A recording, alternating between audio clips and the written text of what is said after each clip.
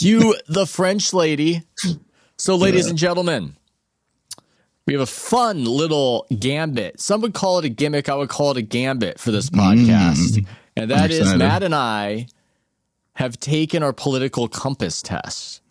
And look, I have to respond to some of you. Some of you have written in, left comments that you don't like the cut of my jib politically sometimes. That maybe I've become more...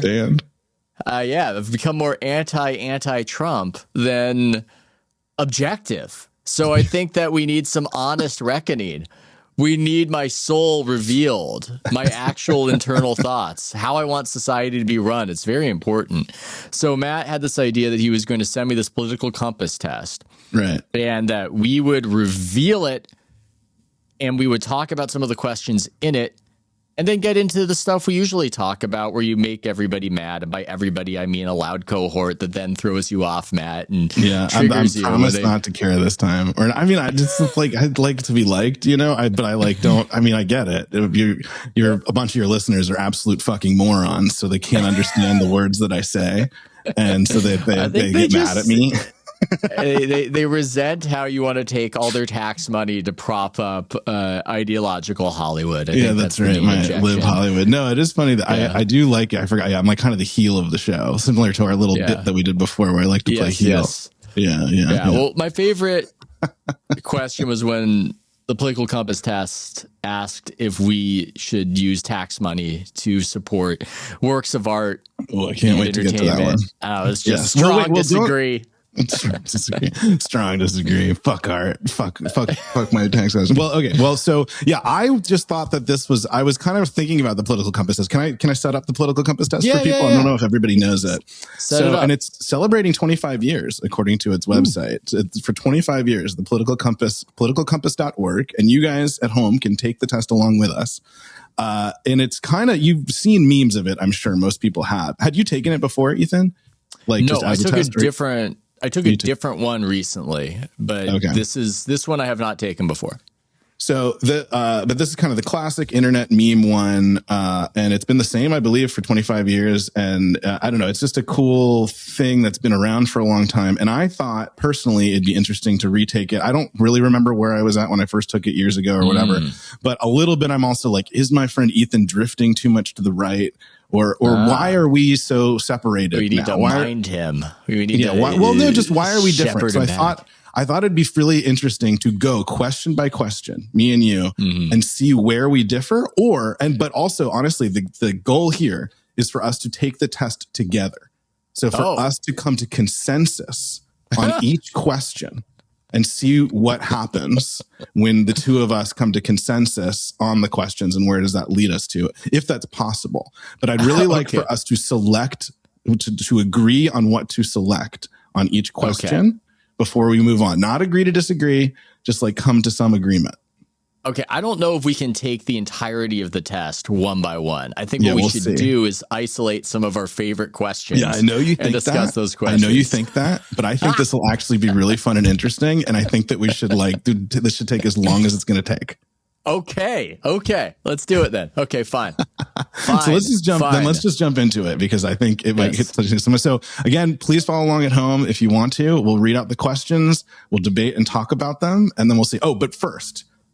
So do you want to share where you were on the test? Do you want to share your test to start? And this is very funny. I really did think you were going to be where you were. You don't know where I am, but I guessed that you would think you would be centrist and a little authoritarian. So but that actually, when you went through it, you would end up down a little bit libertarian. And that was kind of what happened. So the whole thing with the political compass is this test tells you where you are on the political spectrum, but not just left and right. Its whole thesis is that left and right is kind of like reductive, and that there's this other scale that is sort of like social ideals, and that leads you to this other axis, which is authoritarian or libertarian. And so it kind of places you between left and right, authoritarian. I was nearly a bullseye. Is what I was. Ethan was nearly a bullseye. wasn't aspiring to that. I don't find any grand virtue in centrism. I'm not trying to be centrist. No, I don't know. You seem pretty proud of it. Here, I'm going to show on my screen for people watching where Ethan was. So there's Ethan. If you see a YouTube production of this, you will be able to see the near bullseye I hit. Near bullseye, but slightly to the right and then slightly into libertarian. Yeah. Well, it was one of these things where if I was going for the bullseye, because I love golf nowadays, it's like when they look back and they go, if I just hadn't that one shot back there, just one question, I could have just gotten that perfect bullseye. But you think it's good to be in the center, right? Is that because that's kind of what you were saying, that you want this to kind of like quell the haters a bit? No. Okay. No. Well, go ahead. I think it's good to be me.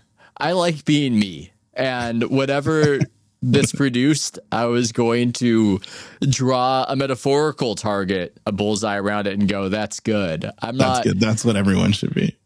Yeah. I'm not going to aspire to anything in particular. And I think just the very idea of centrism is confusing, because does it really mean that you're betwixt and between two opposing viewpoints? Or does it just mean that you've got an idiosyncratic grab bag of opinions that don't map on to the somewhat arbitrary that's interesting divisions? that you're actually so far out there in the stratosphere that it all drags to the middle. Well, just this versus idea like that your milk toast in the middle with every one of your things. My question for you was, did you find yourself strongly agreeing or strongly disagreeing, or did you find yourself more disagree, agree? So agree. Yeah. So I wonder if sometimes centrist also kind of makes it because it weights against picking strongly agree or strongly disagree for things. Mm-hmm. So how each question that we're going to go into goes is it's not yes or no. It's all strongly agree, disagree, agree, or strongly agree.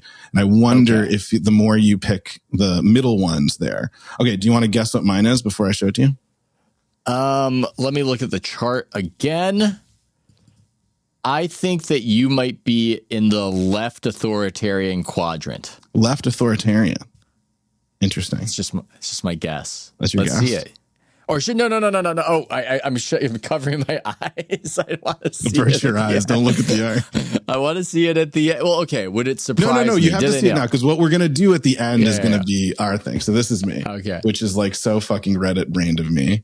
Oh, my God. I'm just like so left libertarian. I'm like the most left libertarian possible. I'm shocked because you want the government to come in and take hold of the internet and wrest it from Zuckerberg's hands. That's why I guessed wrong there. And I guess that makes sense, because you're not authoritarian when it comes to a lot of other considerations. This is just one where you make an exemption unless I'm... Well, I actually do think that. So like, I did think that maybe I was trending towards centrist, and we'll get to these questions, but I really do think that I am at heart more of a capitalist, I think, than I get credit for. I really do think capitalism works. I just think it needs to be regulated, or it itself becomes the authoritarianism that runs the country. Yeah. And I think that is what we're actually seeing now. I think we are being run by sort of like an authoritarian, cabal of rich people, essentially. I think there's like a tiny minority of people that are ruining our country, and I think they're all billionaires. This is now I'm just like saying what everybody expects me to say, your lib friend, where I just think that like there's all these billionaires that are clearly being driven insane by their own money, and they're becoming a danger to themselves and others, and we need to just siphon the money away from them, both to heal our country and to heal them as people. That is what I believe currently.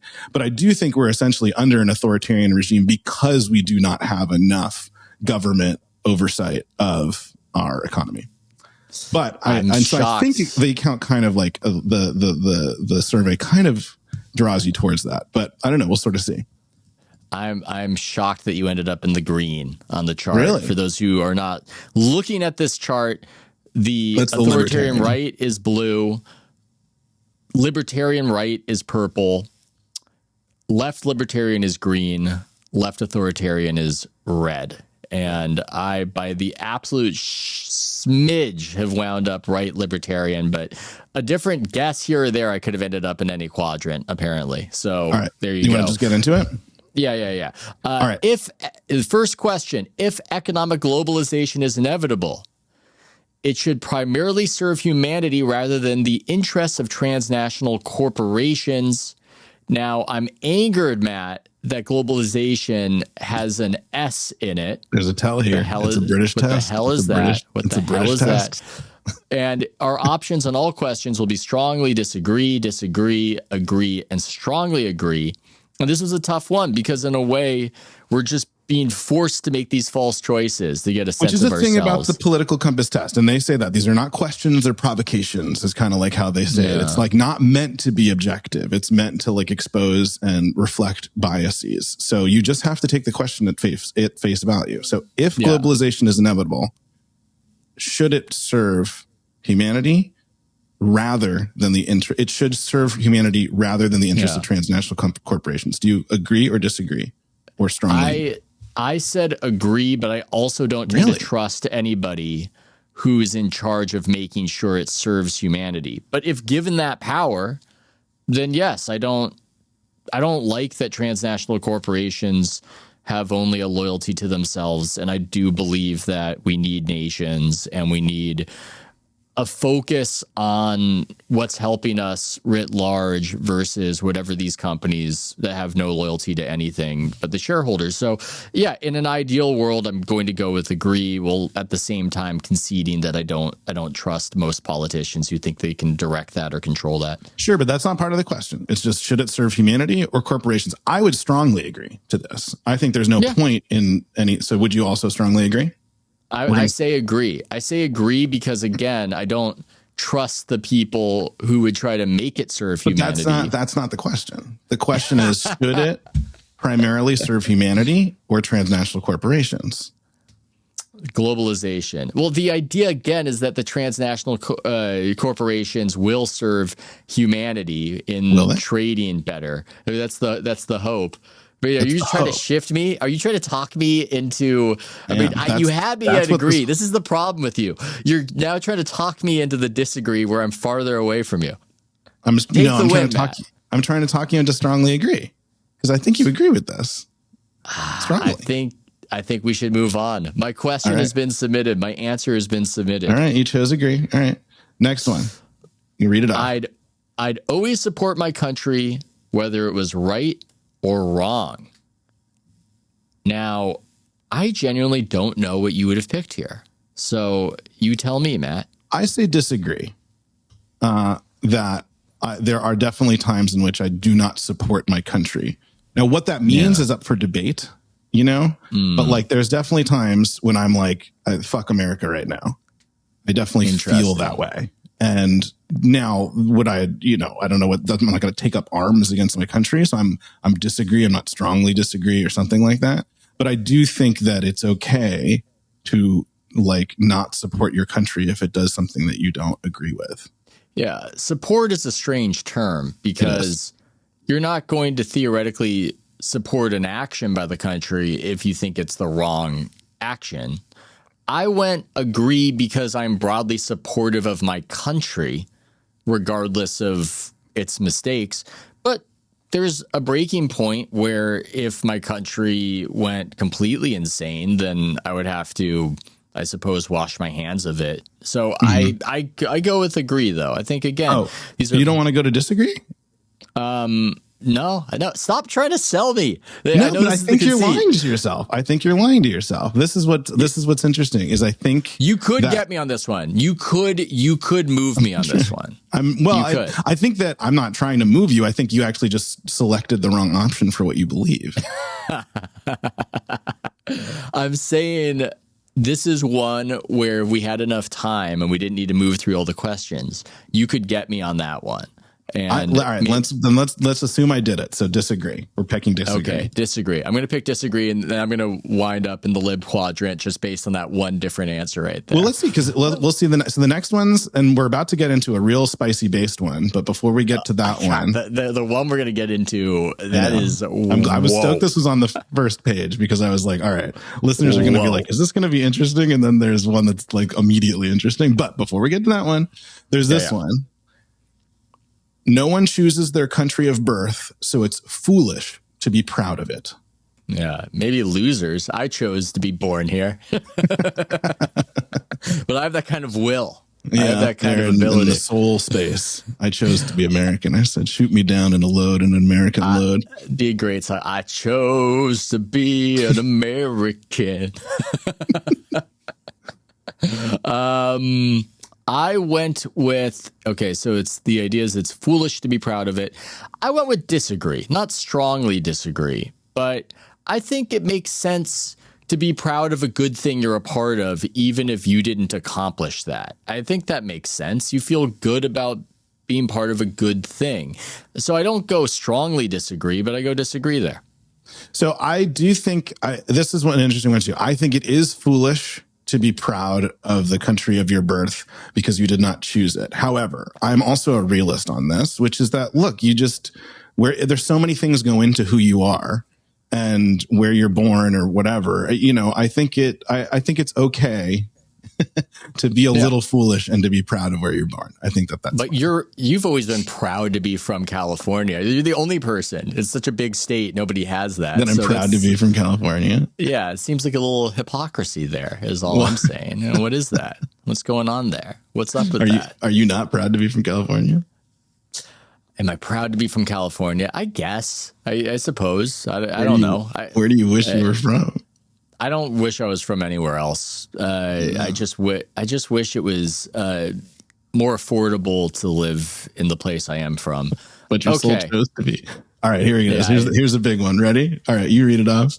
Oh yeah, it's gonna me reading it off is gonna be excerpted in the future, and this is it. I'm it's either gonna be held against me or gonna be cited as reason even just to hire and elevate is hilarious.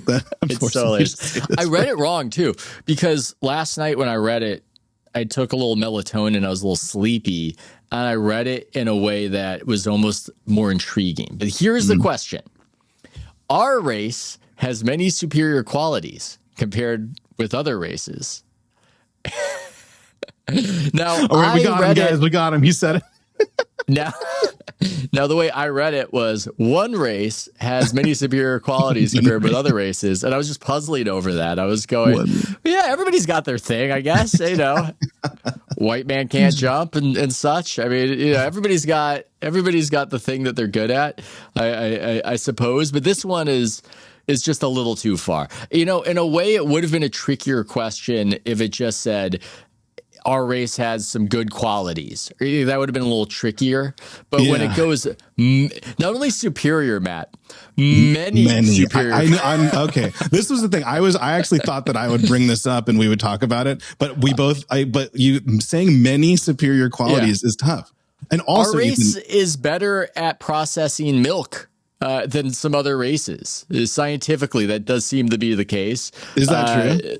I believe, compared to some others. White race, sure. Yeah. Well, but also our race. So this is the other key thing here is our race, Ethan, which is like white Ashkenazi Jews specifically.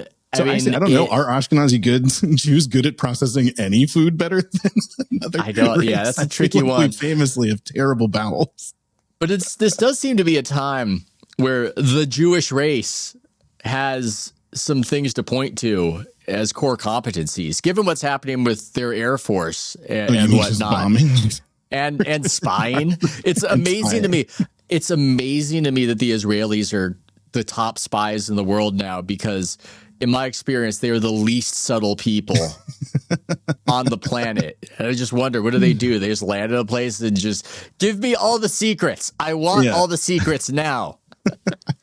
I know, just don't argue with people like they know. Like, how did they stifle every possible intrinsic quality of themselves?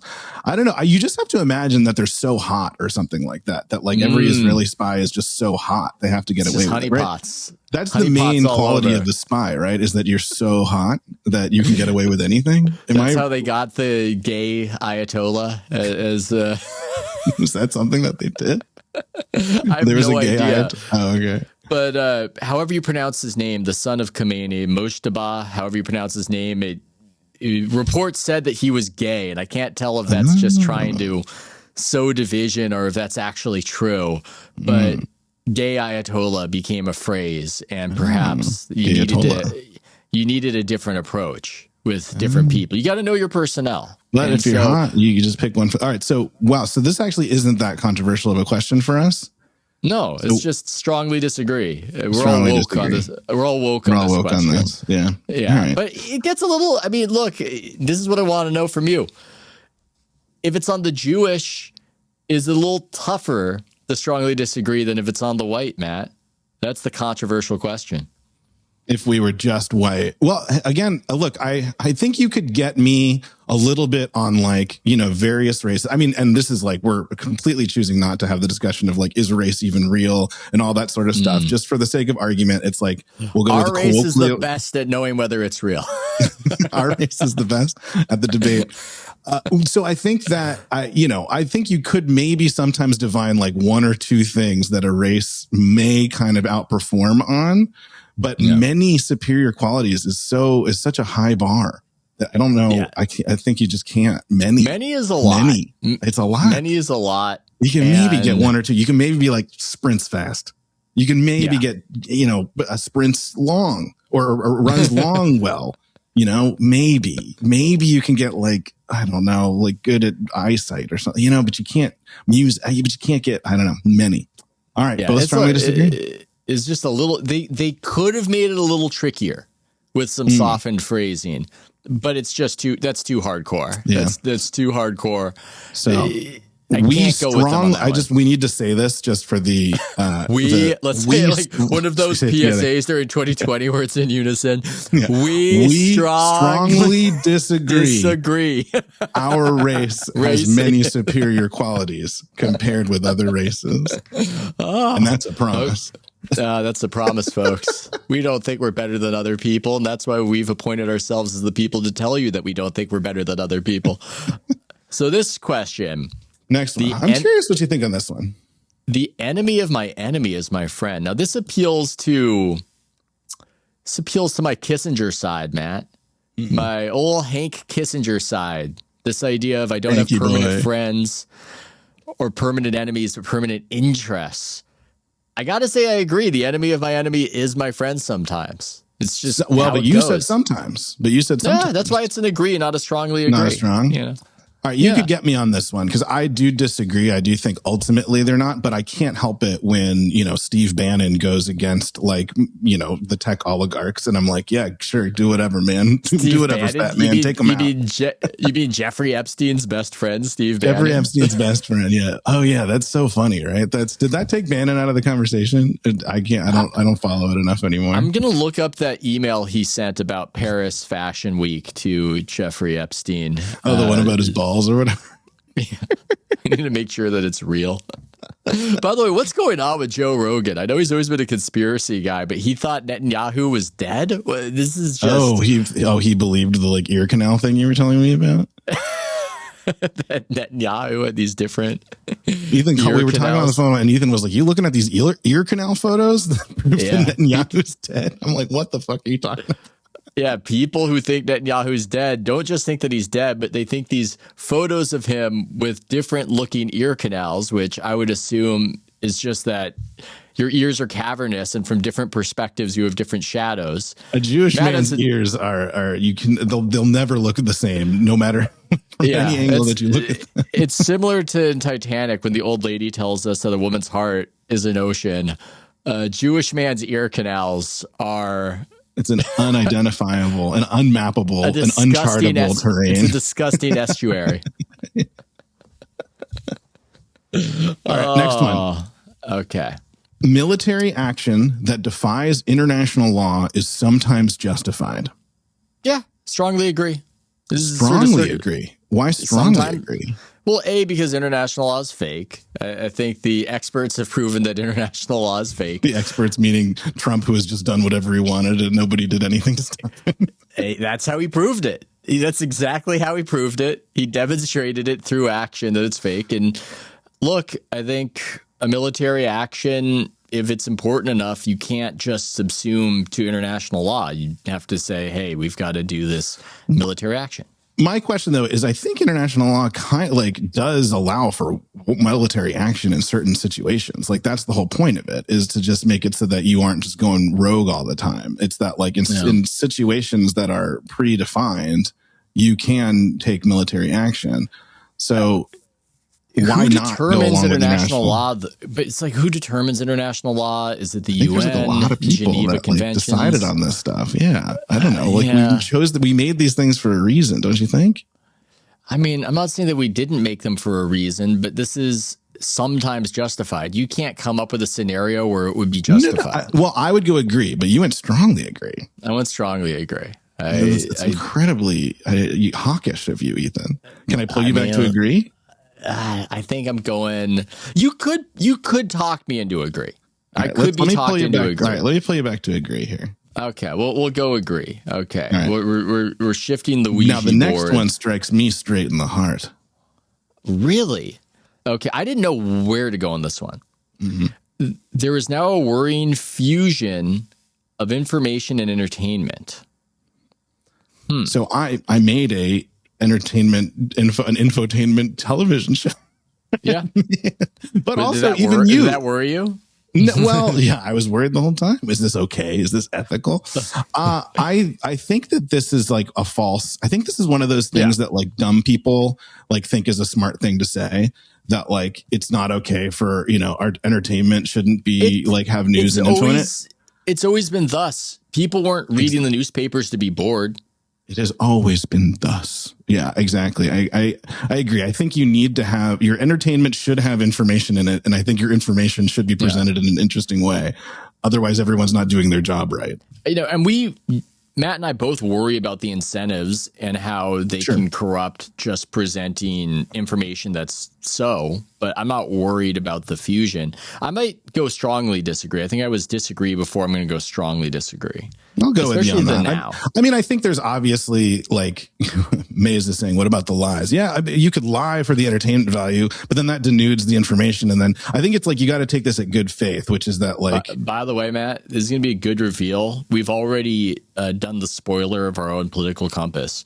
Yes. Mays, nobody knows. Nobody knows. Mays. I don't know what Mays' politics are.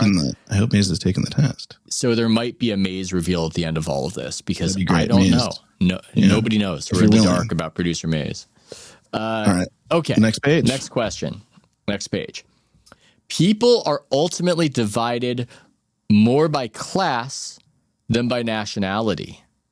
I'm curious what you think about this. This is like a classic like lib left thing to talk about. I would strongly disagree.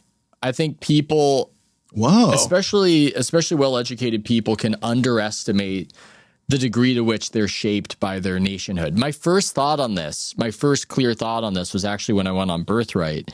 And this is going to sound like something anti-Israeli Birthright people Israel for those of you guys joining us who are goys. Birthright Israel when the free trip that they give 20-year-olds to Israel where they try to seduce them and get them to marry an Israeli.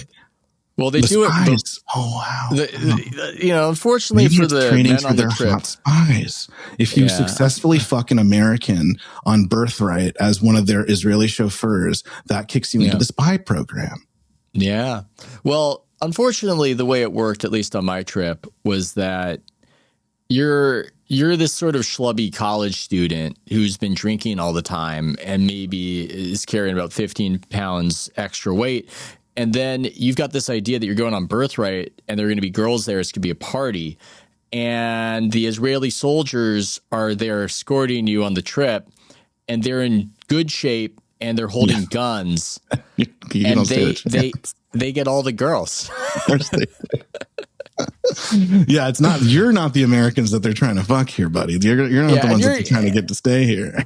And you're fairly uninteresting to the female IDF officers. You're what they see every day. This is what they've been dreaming about every night is the hot Israeli soldier. Yeah. Sorry, and this is why you strongly disagree that we're more divided.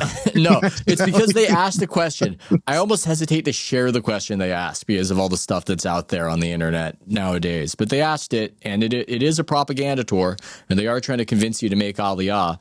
And they asked, do you feel more American or more Jewish?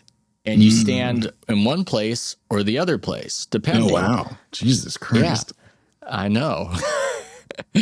And one of my thoughts on it and I've referenced this when I've written, is that nothing made me feel more American than when I was trying to explain to an Israeli officer the sport of American football and just how it goes from the roots on up.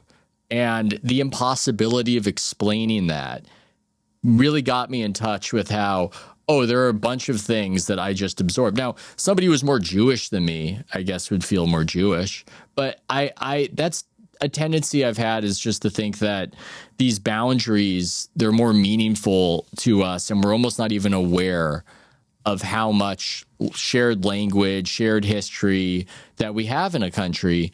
And this will come up in other questions, but I'm strongly disagree for that reason, because, you could make the argument that perhaps I'm more similar to an upper middle class person in Paris than to somebody in America who is not of my class.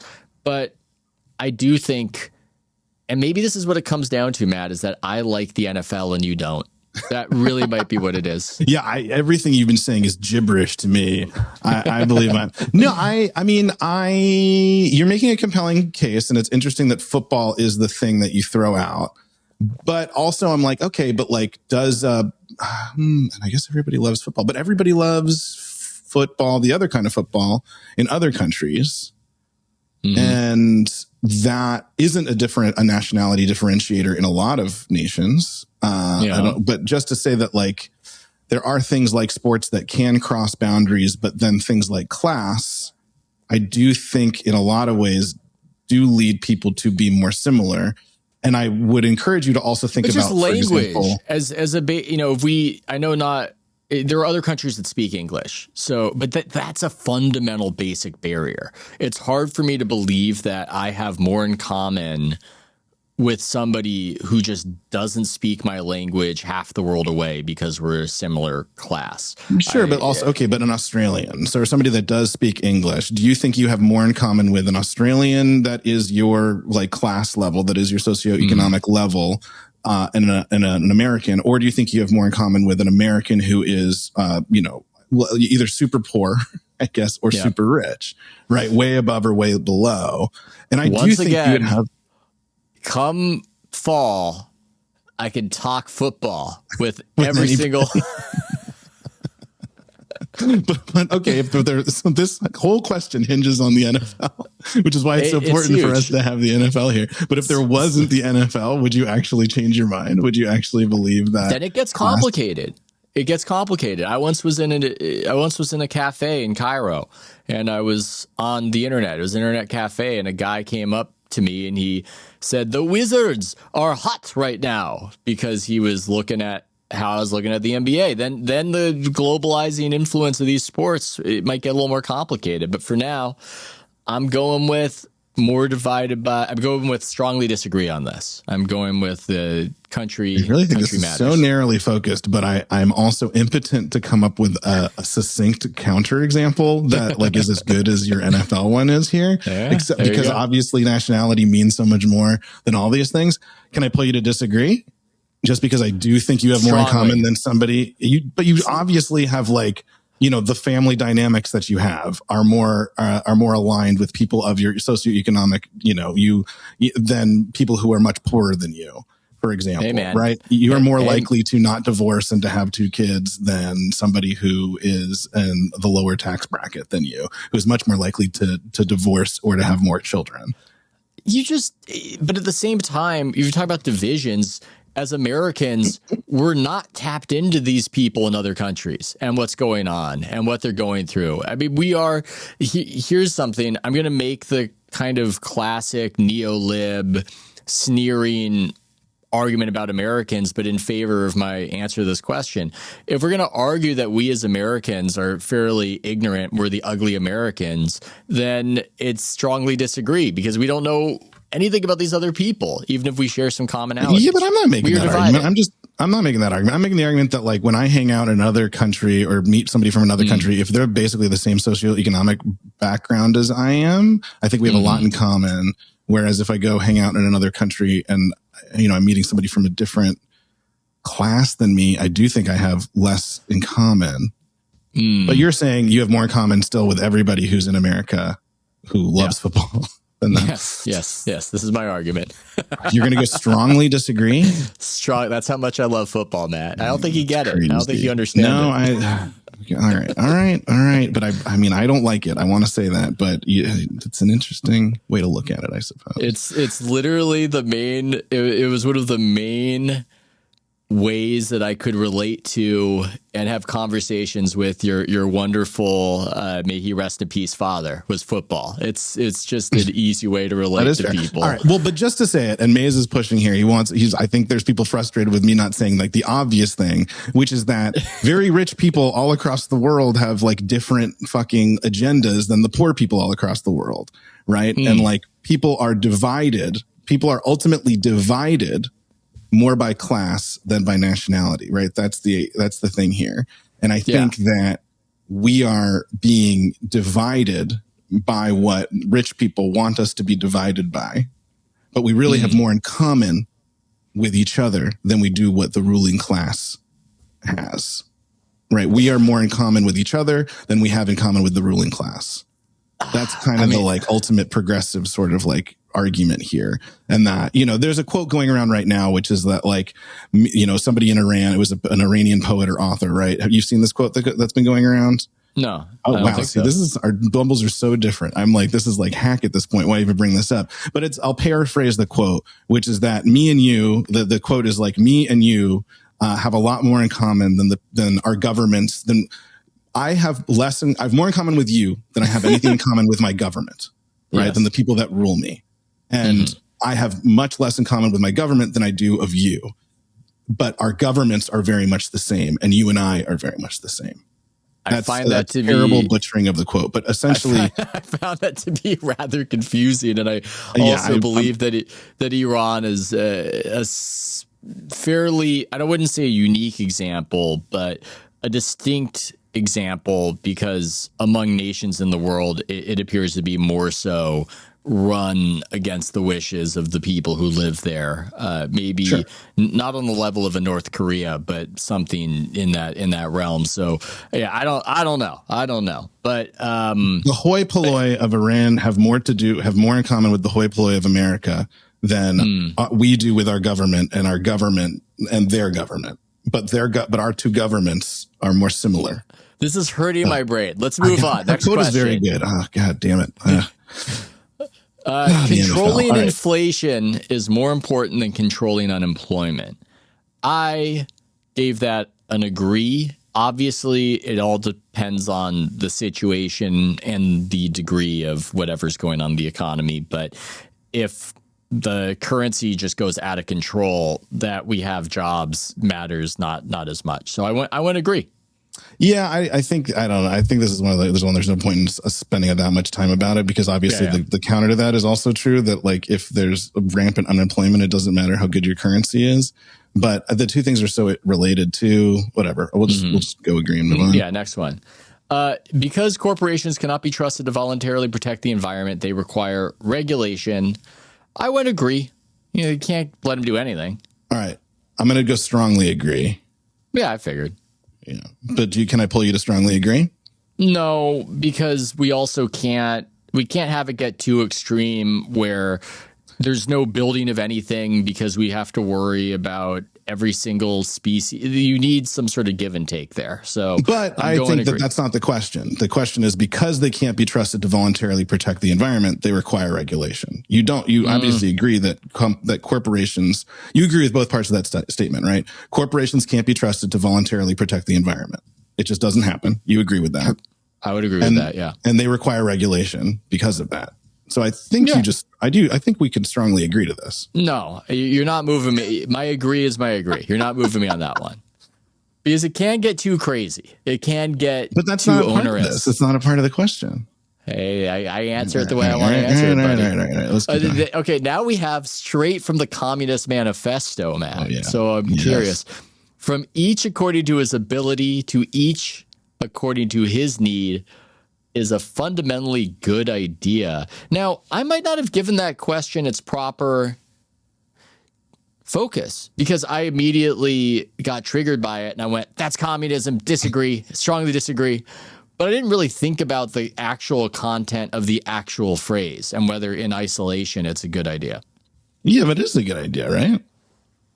From each according to his ability. I do think that this question is like softer than it like is pretty soft. It's like, yeah, okay, that's a nice thought. That's all. It's like if I gave you a greeting card with that, you'd be like, that was a nice card. Thank you. Yeah, my belief in a way is that capitalism actually helps people actualize that, and having a freer market allows people to pursue according to their ability and according to their need. So yeah, it's a communist slogan, but I don't necessarily, if I'm just looking at the phrase itself, you could move me off strongly disagree. Oh, can I put you to agree? You know what? I'll go agree. Yeah, it's a good idea. This is how I define it. That's how I define it. Also, it's all it's saying is like, this is a good idea, right? Yeah, sure, it's a good idea. Yeah, it's the Mott and Bailey is what that is. That's right. The trying to get you to agree to something that sounds proper and okay, and next thing you know, the government has seized all your assets. Yeah. Okay. The freer the market, the freer the people is the next question. I went agree. It's not completely one-to-one, but I think it's generally true that societies that have a fairly free market are freer than societies that have planned economies. I think that's so. I wouldn't go strongly agree just because if all you're pursuing as a society is the freedom of markets, that's not everything. It's hard to have a cohesive culture and protect things like the environment and do these other considerations. So I'll go agree. I agree. No, I'm with you on it. Oh my God, sweet agreement. It's so good. It's a sad reflection on our society that something as basic as drinking water is now a bottled, branded consumer product. You know what?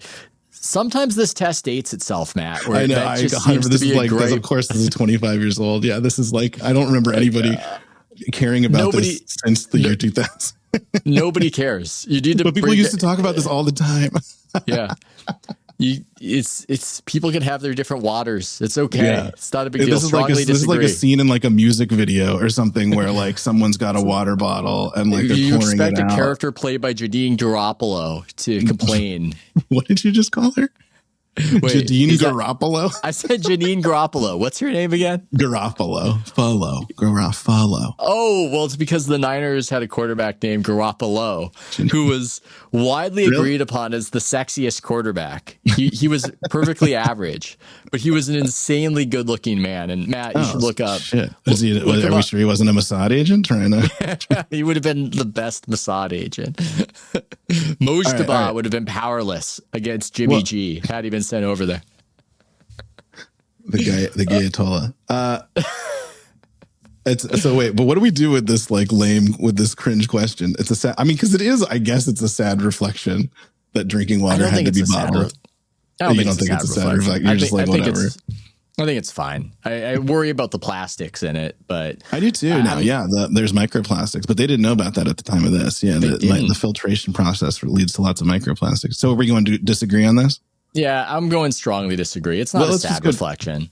You don't want to go disagree? I'm not sad about it. It's fine. I'm not sad about it. Yeah, but you know what strongly disagree. If that implies like this is what we should have is only bottled water and not good drinking water for everybody. No. I'm going strongly disagree. You're not moving me off it. We're going to the next question. Hold on, Maze is saying I should read more questions. It sounds like it's because let's see. Land. Oh, geez, this one. Okay, land shouldn't be a commodity to be bought and sold. That sounds crazy to me. Like, what? Strongly disagree. I do. You strongly disagree? All right. Yeah, this one just opens such a big can of worms of like, I guess, should we reorganize all of society? What's it called? Like Georgianism or something like that? Georgism? Yeah. Are you familiar with this? There is like a whole theory that the land should not be like that land holding is bad and like you could reorient society, but it like deconstructs everything about what we've been doing so much that would be so disruptive that I'll go with this. All right. I probably put agree because I thought this was like a nice idea, but I can move with you. It's just a strong disagree because like what are we doing here? All right, so you've got you're reading the questions now. You're reading the questions. Well, I think Maze is saying that you might weigh the questions when you bring them up or something. I'm not sure. It is regrettable that many personal fortunes are made by people who simply manipulate money and contribute nothing to their society. It is regrettable. Where do you think I fell down on this one? I strongly agree that it's regrettable. I agree that it's regrettable. Okay. I have my own reasons for it. It's not that I'm judging the people who went into those endeavors. And were I good at that, I might have done the same. You love your investing. That's why I call you Money Matt in our private communications. But we have had a bit of a brain drain towards this, where there were jobs that could have shaped society or helped society in a certain way. And it became the trend that people out of Harvard and Yale would go into the hedge fund space. And it does seem regrettable, because even if I don't have strong opinions on banning any of this, it's accounted for, again, a brain drain where people are moving money around. You could say it's rent seeking. You could say that it's extractive of the economy. I'm not an expert on any of that, but to me, it just appears so that many talented, brilliant people could have been doing something more productive. It could have been time to build, Matt, like Mark Andreessen argued. They could have been building. Yeah, but most of the things they built, but most of the things the Andreessen's people built were things to just move money around. This segues into another take that I forgot I wanted to share with you, which is, I think prediction markets are like an extension of this, right? And gambling and all the gamblifying of everything. But it occurred to me that like gambling, a lot of like young people see gambling and prediction markets as like the only way to get rich now. And it's essentially creating a society where young people, the only sustainable thing, where it's two societies. There's like old people doing things, and then young people betting on what the old people are doing. That's our whole economy. It's just a bunch of young people like throwing down fucking cash on like dogfighting old people. That's the economy. I love that perspective, especially in, not to be glib about the war, but in the context of this war, what's been noticeable to me is that the IRGC, they're all old. Every time it's announced that the United States and Israel killed an IRGC member, they put up his picture, and I have two reactions. One is, oh my God, what an old guy. He looks like a professor. And then the other thought I often have is, kind of looks like a white guy. You know, this goes back to, is race real? We're just killing off old white guys over there. There's the world's best assassin. We should have left them to the world's best assassin. Time. Maybe that would have been less disruptive than what we're doing right now. The IDF is like COVID out here. Just we both agree or strongly agree on this one? Regrettable personal fortunes. I said agree. I said agree. Just because I think if I said strongly agree, then it becomes, what measures do I want in place to prevent this sort of activity? And I haven't thought that far down the line. So I misunderstood what Mays was dinging you on, which is that you are misreading the questions and answering them how you want to. That's what he's saying. And what does that mean? Could be I think that like you're not like, it's just the question. Is it regrettable or not? Not what it, you know what I mean? Not what it means. So is it regrettable that this is happening? Not should you stop it, just is it regrettable? Do you agree or strongly agree it's regrettable? Agree. Protectionism is sometimes necessary in trade. Tricky one. Very tricky.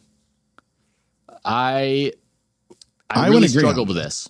Oh, really? Okay. I go agree on this because I do think that there are. Yeah, no, I just do. It just seems like we tried the global. This also, again, dates this a little bit, right? It's like a big globalization with an S, like, tinged question, because that's what the survey came out when we were all talking about globalization all the time. But also at the time, like NAFTA, like all that shit and it just turns out that like NAFTA was bad for like a lot of people in a lot of different places.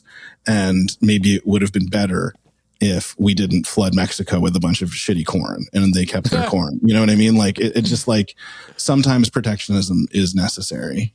I agree. Yeah. You got very masa pilled when you went down to Mexico. I did. No corn, no country. That's what they say. Yeah. No corn, no country. Yeah. I want to agree. This is where it gets annoying the questions because you go, I'm making my determination, but you don't know my special little reasoning and you're going to assume things about me. I think COVID changed how I viewed this when all of a sudden there were these essential We should have put tariffs on COVID when we should have tariffed COVID. Put tariffs on COVID. So China could have never sent it over here. Trump needed to tariff COVID.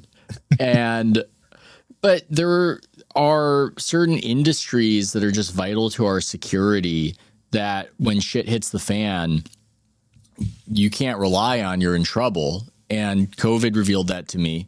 I'm not a protectionist overall, but if you say sometimes necessary, you can get me there.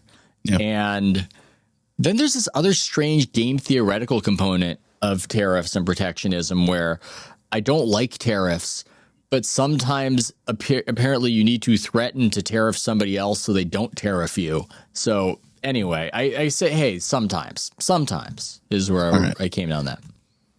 All right, next one. I'll read it. The only social responsibility of a company should be to deliver profit to its shareholders. Social responsibility of a company is the core thing there to me. And I do think that the companies should have more of a social responsibility. And so I do disagree with this. I disagree as well. It shouldn't be the singular only consideration to the point where you're dumping nuclear waste somewhere and hiding it because that's the most optimal. It should be balanced against morality. But I also am obviously sensitive to when companies decide that they're moral arbiters and are acting as though we're not just and that's the only thing they should care about. Yeah, the Gavin Belson, I don't want to live in a world where somebody else is making the world a better place than we are. That sort of thing I have an allergy to, but I will disagree. Ooh, this one right here. The rich. Sorry, you read. You're better at the reading. The rich are too highly taxed. Agree, disagree. Ooh, now I could be a little right wing. Now I can get it on right here. I'm going to go with strongly disagree. Oh, wait, no. Okay, no, I'm going to go. Sorry, perfect. No, wait, sorry. It's like rabbit season, duck season. It's like rabbit season, duck season over. I'll go strongly agree. In part because they're the slipperiest among us. They've got the greatest means to avoid taxation. And so I don't think it's worked out well. The states that are taxing rich people more in the United States do not seem to be reaping outcomes that are better. And again, but now you're inferring a whole different question than here. Are the rich too highly taxed currently? It's a great question. They're like too highly taxed to do what? Like to do what? That's the question. The rich are too highly taxed. Do you disagree or agree? I think that we should tax the rich more. So I disagree. I do not think that they have too high taxes. In fact, I would strongly disagree. Yeah. I think the rich should pay more. Well, I guess in some theoretical world where you could just do this without the rich being able to just go somewhere else, then maybe you could argue that they're not taxed enough. But I just look at what works versus what doesn't work, and it would appear that the states that are engaged in taxing the rich at a higher rate are getting worse outcomes than the states that are not. It just appears to be the way that it is going. But now you're talking about strategy. You're not talking about the actual core idea here, which is that the rich are not paying their fair share. Well, I'll go agree. Agree. I'm going to get you I want to get you to disagree. Hey, you really think that rich people are being too highly taxed? Well, I'm going with agree. Think that they should be paying more? I don't think it's working. I think that's not the question. But you reveal the answer based on whether something works. My ideology is how did that work outism? If I were to see better outcomes. But you even admit if there were a better, more succinct and comprehensive way to tax the rich, what if it worked? If there was a way to do it. That's just me trying to make you feel better by throwing you a hypothetical bone. I don't have much of a I don't have much behind that thought. I'm going to agree. You got me off strongly agree. You take the win. This is crazy. Everybody, this is a very clearly the rich are not paying enough into society. Take the win, Matt.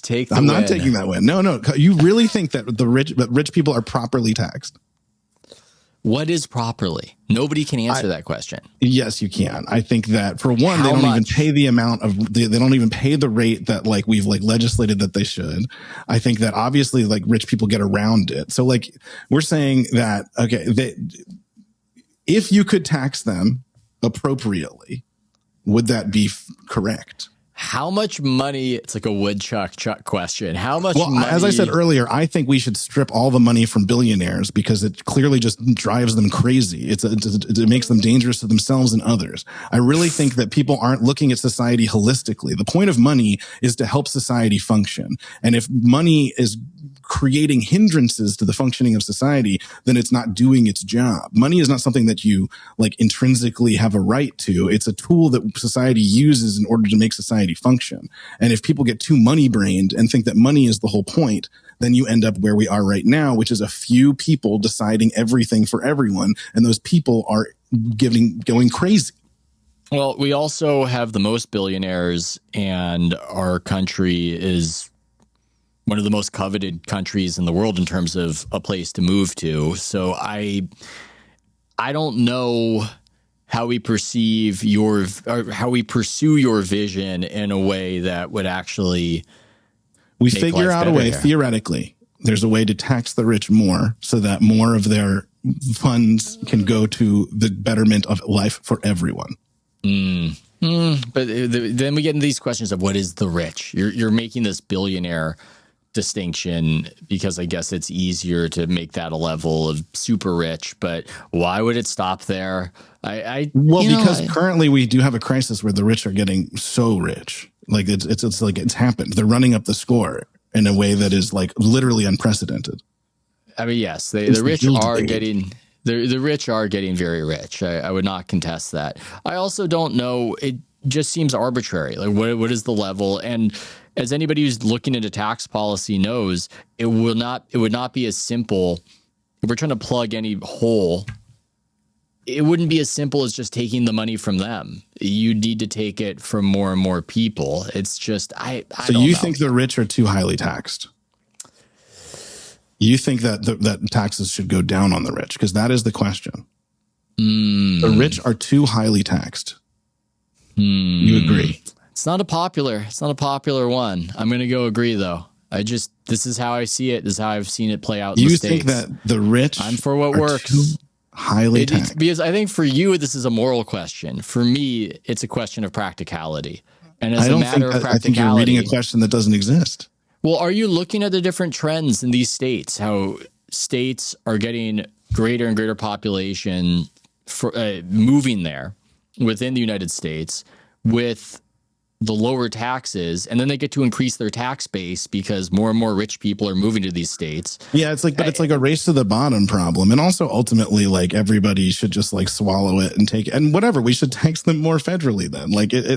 I think you're just playing some sort of whack-a-mole game when in theory, I think you agree. I think you agree that more money from the rich should go to you could have probably gotten me to agree 5 years ago, but just seeing the way it's played out, it just appears that you're better off having more lenient taxation policies and attracting more talent and then increasing your tax base because more people who make money want to be here. So but I think that there's such an accumulation of the rich among a very small number of people, and those people need to pay more. Look, you got to agree. You should take the win and move on. I'm going to read the next question, even though I think you're better at it, just to move it along. Right. Those with the ability to pay should have access to higher standards of medical care. Yeah, I go agree. I don't know. There should be a baseline that we're all taking care of, but if you want some sort of... I definitely... This doesn't preclude what I think, which is that we should have better medical care for, we should have universal Medicare. We're not going to stop it. We're not going to stop a super rich guy from being... There's nobody that also I'm somebody who wants the best possible medical care and will... in any situation that if you can get, you know what I mean? If you, whatever, Well, and there's this pattern often where something is available to the super rich, and then we get better at perfecting it, and then we lower the cost of it. And hopefully you would see that with medical advances. Hopefully what happened with big screen TVs will happen with medical care. With dialysis. All right. Yeah. Governments should penalize businesses that mislead the public. Yeah, agree. I mean, that's a very broad question, but you could find me a place where they should be penalized. You're pronouncing it the British way. By the way, I shifted to strongly agree on the medical care thing. So we're going to see that might shift me back to where I was. Whoa, Ethan. No. The whole point of this is that we agree together on something. I never agreed to that. I never agreed. I never agreed to that. You got to go back to agree. The point is that we're trying to find something where the two of us haggle it out together and see where we land. Well, let's go to the next question. No, you have to go back to it. Agree. I can't like abide you changing answers because I'm represented in this test also. You have to go back to agree. You have to. Oh, wait, you're trying to match me? I'm just answering what I think should be so. All right, it doesn't matter because I'm doing this too. So I know I'm just seeing how much you shift me. That's really what I'm seeing in either direction. No, this is our group. This is the group. The group project. All right. A genuine free market requires restrictions on the ability of predator multinationals to create monopolies. Loaded language. I'd say agree, but I wouldn't say it like that. You would say it like that, but I wouldn't say it like that. Predator multinationals. I strongly agree about the world economy. I know. I strongly agree, but also this is like a product of its time where it's like, this is like, we don't refer to like companies as like predator multinationals anymore. But I do very strongly agree that a free market requires restrictions on monopolies. And I think that that's why we're fucked right now is because we're not agreeing with this. But you're at agree? I'm at agree, not strongly agree, because I've seen the reign of terror of Lena Khan and how it is wrought chaos. She didn't even chaos in my neighborhood. She didn't even get. She barely got anything that she wanted. Do you know how much better life would be if we broke up monopolies for everyone? Here. Let me give you I'll segue us over to the metaverse. Right, this is like fucking Facebook, like Mark Zuckerberg blowing $80 billion on nothing. We could have had 80 avatars.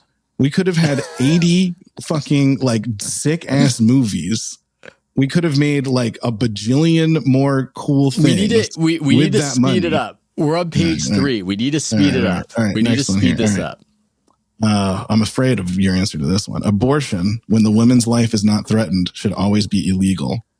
Disagree. Not strongly disagree? I just, with that, the metaphysical question of life, I am not going to go strongly, but I would go disagree because there would appear to be circumstances where it should not be illegal. You could probably talk me into strongly disagree, but I would disagree with that one. Well, it should always be illegal. Abortion should always be illegal. Yeah, I would go strongly disagree. Yeah, I would go strongly disagree. There are circumstances where the child is going to be stillborn. That's an insane absolutist position to me, unless that you're religious, and I'm not going to call you insane, but I think that to my hypothetical religion, I understand the position of a religious person on this question, but I am not religious like that, and so I would be strongly disagree. All authority should be questioned. That's a very that's a very 1990s coded, maybe 1960s coded question. I would go agree. You got to question it and question authority. But not strongly agree.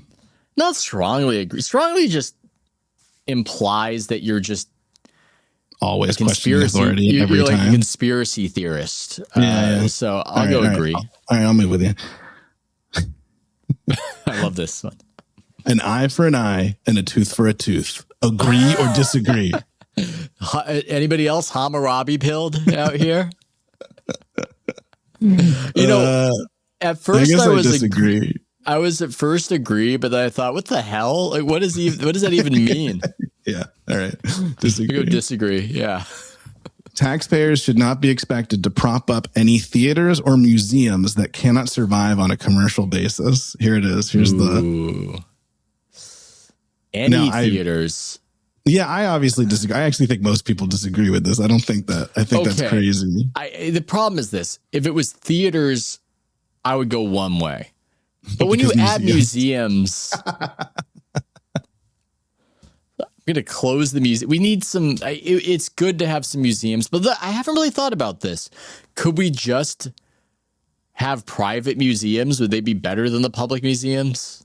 Yeah, they're not. I haven't looked into it at all. Yeah, no, I think then you end up back in like, it's just all Ripley's Believe It or Not, or what, you know what I mean? Those are like the museum. It's like Madame Tussauds House of Wax is what a commercial museum looks like, if there's no grants or other things like that, I think. All right, I'll take disagree. I mean, I obviously strongly disagree. Yeah. But I'm looking up the Smithsonian's funding. It's a hybrid. Sure. And that alone is enough for me because I do love that Smithsonian. Big lover of the Hope Diamond. So, yeah, I would disagree. I would disagree with that one. Schools should not make classroom attendance compulsory. It's a weird one. I'm going to disagree, but I'm open to arguments on it. But I will disagree with that one. Schools should not make it compulsory. So we agree that they should. Kids should go to school. Yeah, kids should go to school. It's a way to track them if they're not being taken care of properly. Seems bad if kids aren't going to school, or at least your goal is to get kids to school. All right, you read the next one. All people have their rights, but it is yeah, you like having me read these ones. All people have their rights, but it is better for all of us that different sorts of people should keep to their own kind. We got him. Got him again. Keep to their own kind. I went strongly disagree. Now, I think in terms of immigration policy, it's good to have a cultural compatibility component, but I don't even know what to make of something like this question. What does that even mean? Perfect. Like when I'm at the airport, should I be backing away from people who don't look like me? The Jews, the Ashkenazi Jews that love football are over there. Yeah. All right. Good parents sometimes have to spank their children. That's a tricky one. Because I think good parents sometimes do spank their children, but I wouldn't argue that they have to. I feel like the outcomes are going to be roughly similar, regardless of what happens there. So I'm going to go disagree.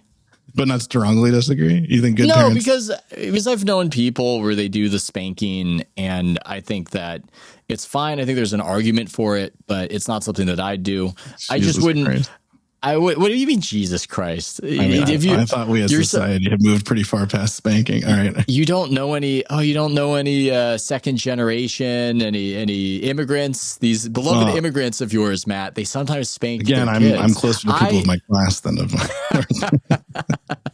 I stick to my own kind. I'm not the non-spanking kind. All right. We should keep going. You're right, though, because I didn't think we'd be able to finish, but we might be able to. It's natural for children to keep some secrets from their parents. Yeah. What a weird one. Yeah. Strongly agree or agree? Strongly agree. I mean, the problem I have is if the state then becomes the confidant of the kid. I think that became a taboo topic with it's not in the question at all. With the trans, but it's not. It's like kids keep secrets from their parents. That's pretty normal. All right. Possessing marijuana for personal use should not be a criminal offense. Yeah, I agree. Although I am now more open to maybe we should not have legalized weed. It's a little like gambling where I don't love that it's everywhere. You know me. I actually think that we should have just stopped at decriminalization, but that's what this is. Like, I don't think, I kind of think that weed got less fun once there were like stores everywhere. But I always thought it should be decriminalized. So I strongly agree, but you're just going to agree?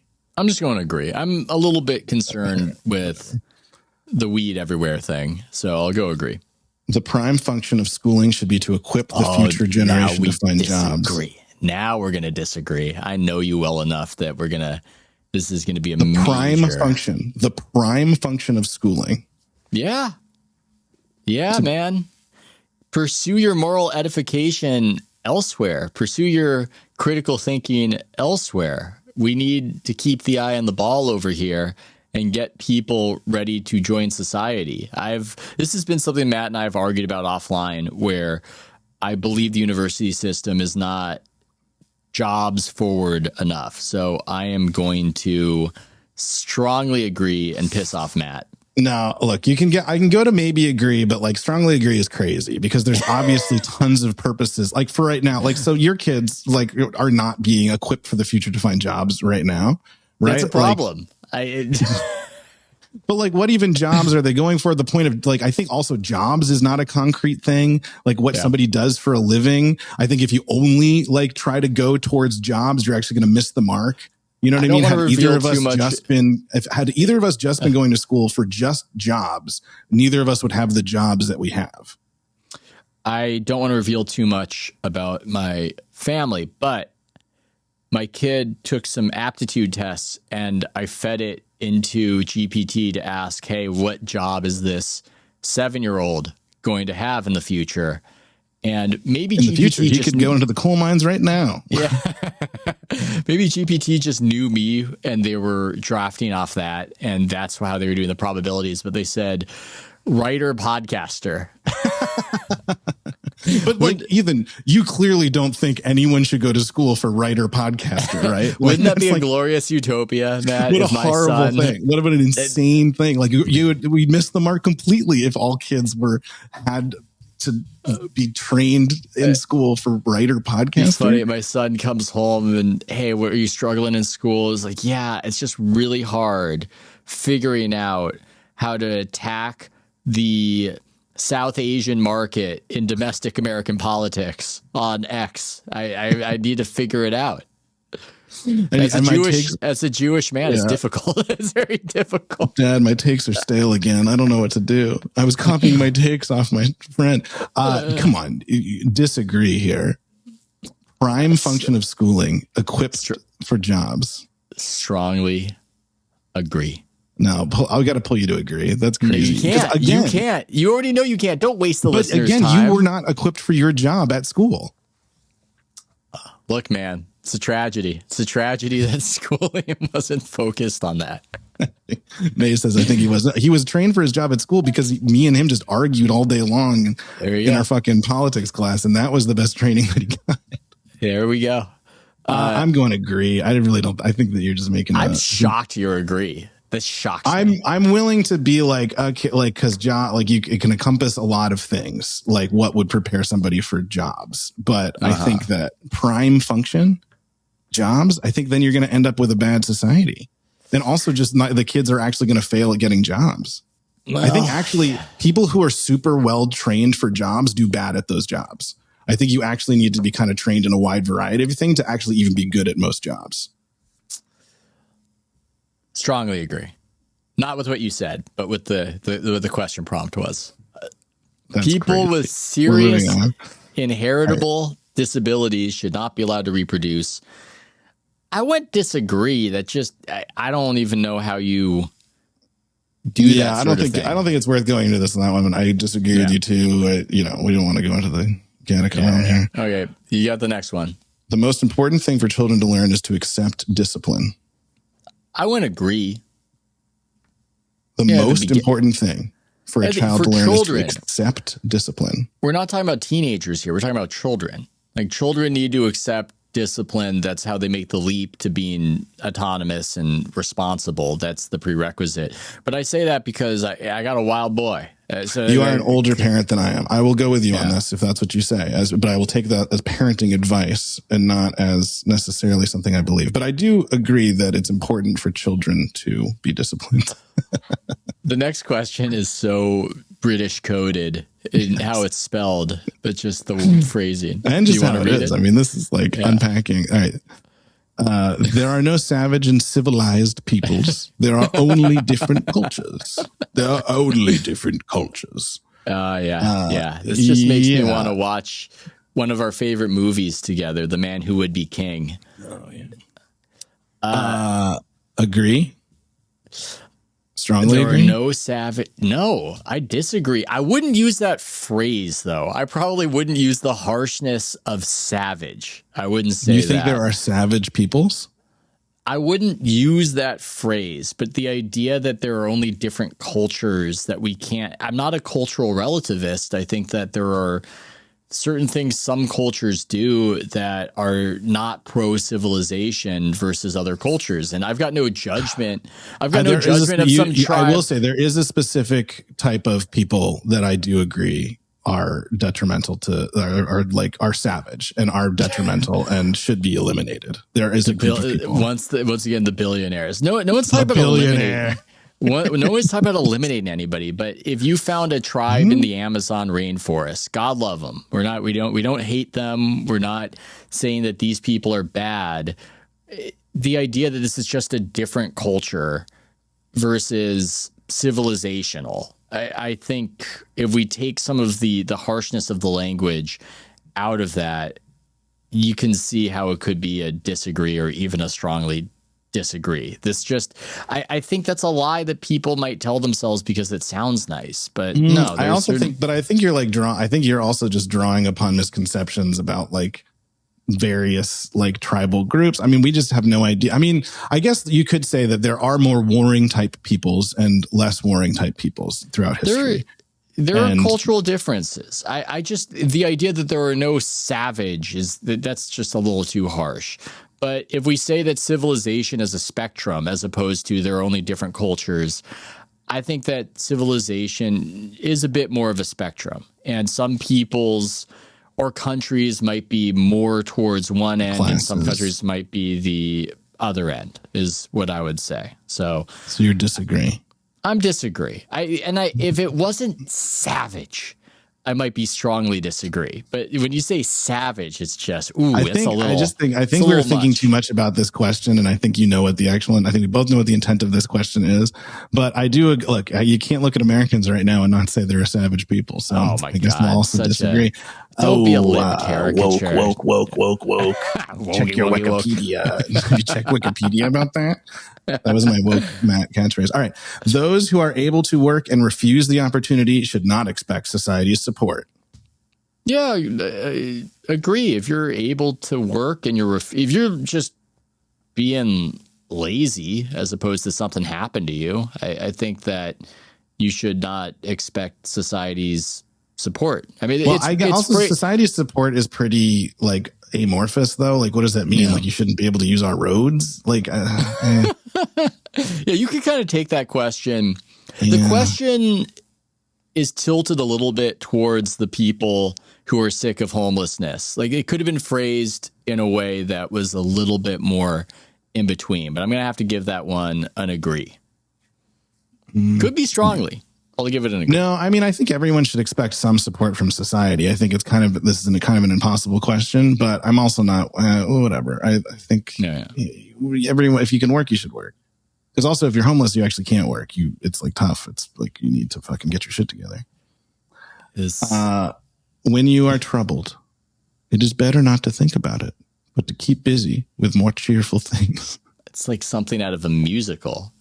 When you're troubled, it's better not to think about it, but to keep busy with more cheerful things. See what the next day brings. Because I also think, when you're having a tough time, going and doing something will shake you out of that. Yeah, I think it's good. But if you're really troubled, it is good to pause and think about why. This is the Andreessen question. This is introspection good? Oh, the Andreessen question. It is the Andreessen question, where he got into a controversy by saying the great men of history were not introspective. I wouldn't say controversy so much as he just seemed like a dumbass. Well, I think what he was saying is that the rise of Freudianism.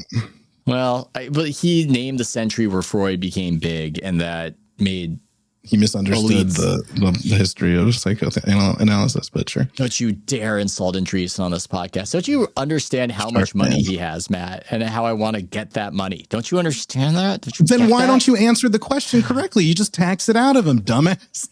If you I'm not going to get that money. You just tax them at a higher rate. I'm not going to get that money.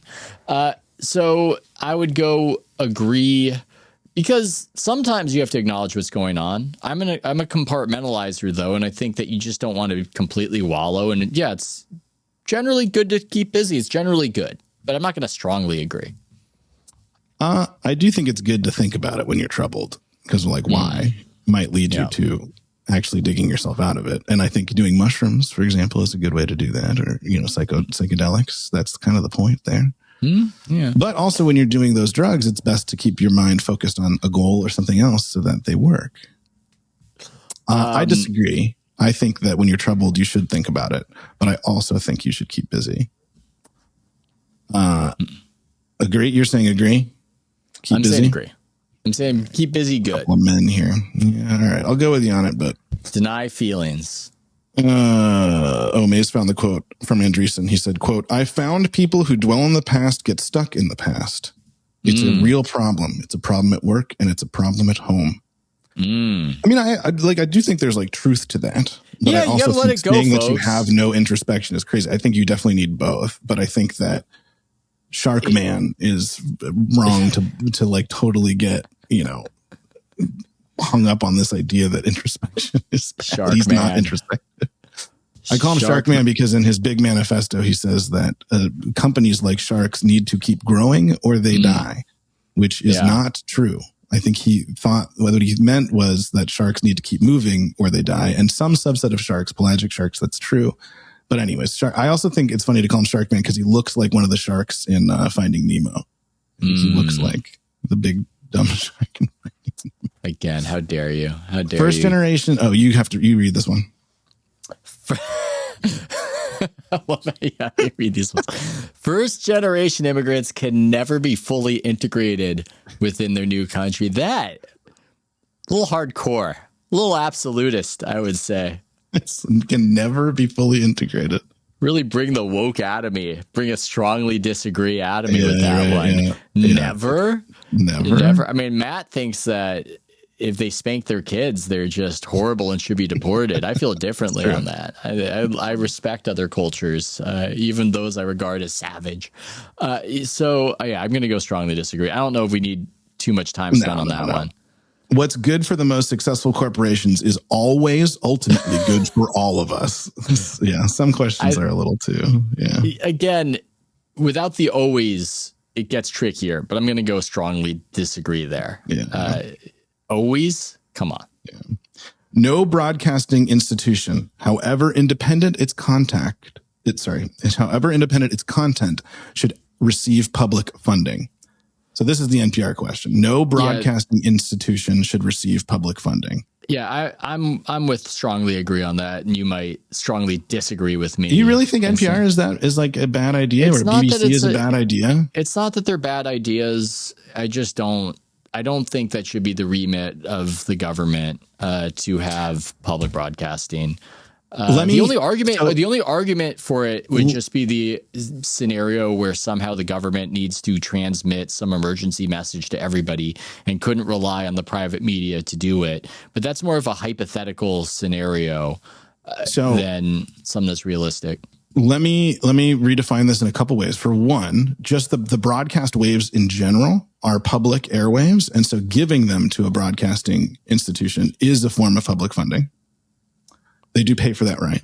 They pay for a license. You got a good point. You got a good point right there. Also, I want to point out tax credits for filming also fall under this, I believe.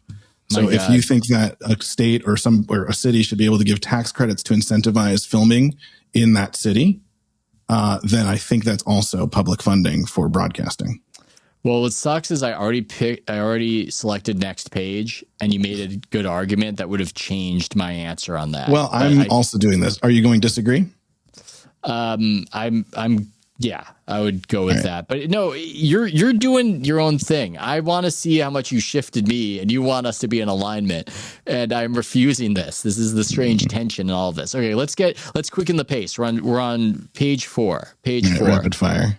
Very 9/11 era coded question coming. Our civil liberties are being. Let's read it together in unison, just in how it will sound. 3, 2, 1. Our civil liberties are being excessively curbed in the name of counterterrorism. I'm going to say disagree. I think there was an argument for that in the past, and that was more of a pertinent question, but that just does not seem to be central. True, but I also think that I don't even know where we're at with this right now.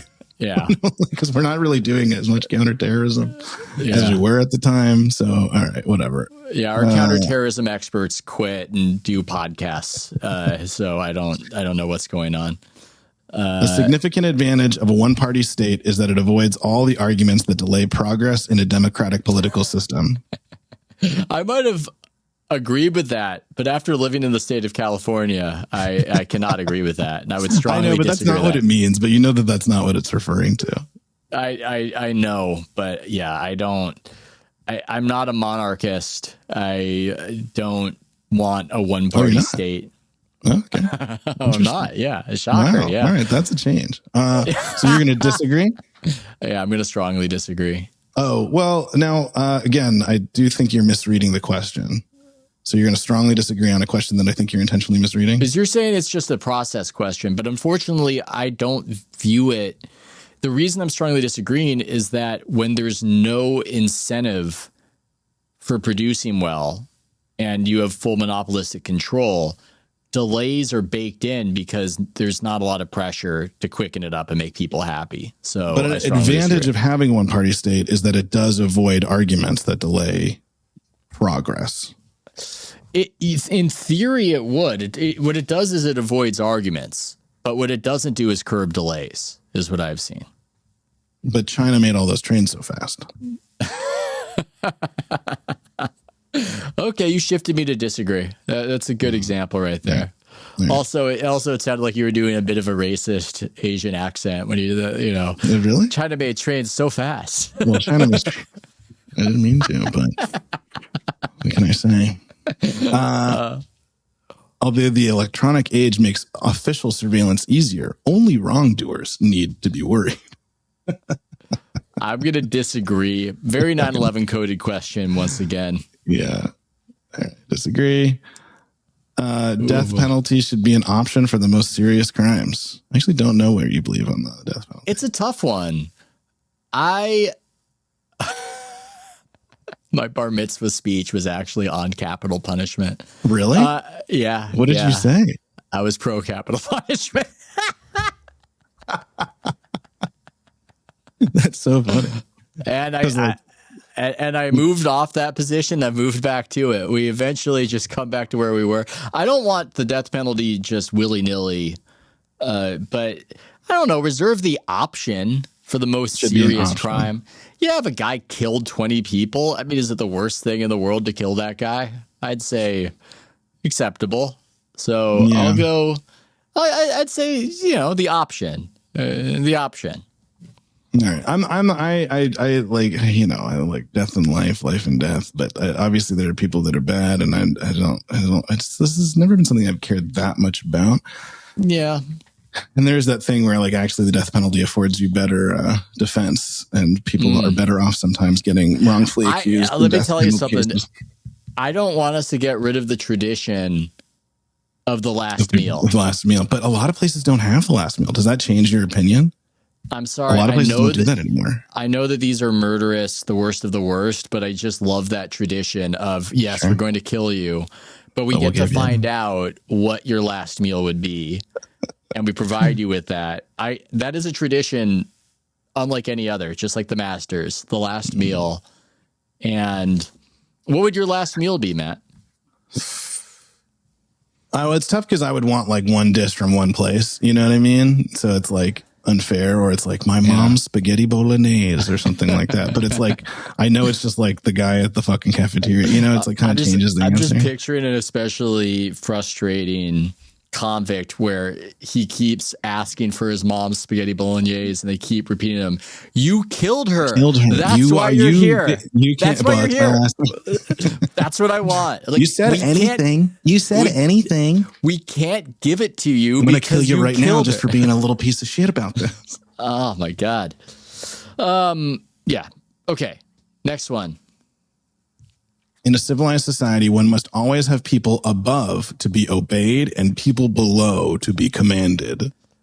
It's very authoritarian coded, but it's also just clearly true. We need certain people to command other people. That's just how it goes. But you can quit if you don't want to be commanded. You can quit.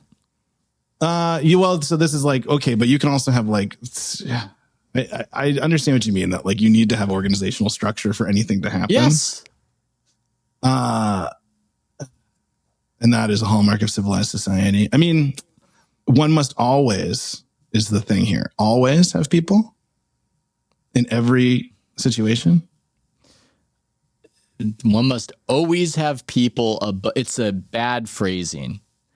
Always. I do ultimately, though, I think I agree somewhat, because whenever I do something like anything collaborative, you also always want to kind of have a quarterback doing, making sure things are going. It's like it is helpful to have a head writer to make decisions for everybody. It's an agree you can for elect me. It's who not that person is. It's not a strongly agree, but it's an agree. Yeah. No, I'll go with you.